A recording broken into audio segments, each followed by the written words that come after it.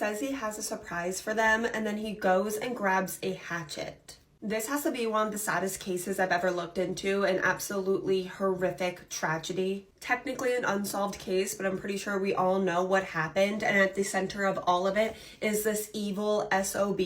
People compare him to Chris Watts, but he's like the Chris Watts before Chris Watts. Josh Powell did not have a good childhood. His dad, Steven, was really abusive, and his dad would show him like inappropriate movies when he was a little boy, and I know you know what I mean. Josh was very unwell and angry when he was a little boy, and at one point he actually tried to attack his mom with a butcher knife just because she asked him to do the dishes. Josh met Susan through the Mormon church. The two of them quickly got married. It was very fast.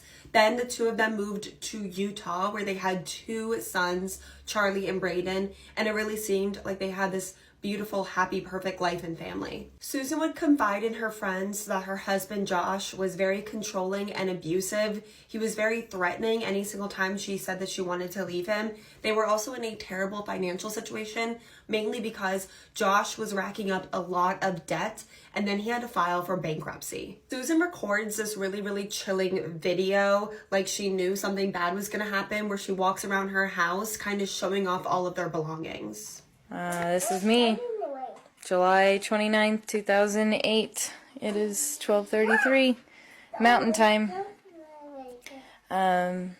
Covering all my bases, making sure that if something happens to me or my family or all of us, that our assets are documented. Hope everything works out and we're all happy and live happily ever after as much as that's possible. Very sad to watch that tape, knowing what ultimately ends up happening to her. Because on December 7th, 2009, Susan disappeared.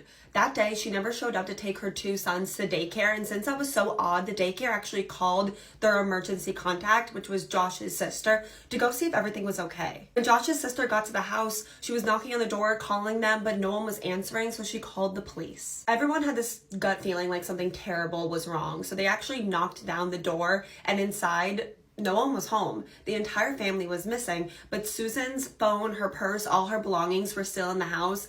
And then probably the most chilling of it all, two large fans were pointed at the carpet and trying to dry this part of the carpet, which looked like it was recently washed.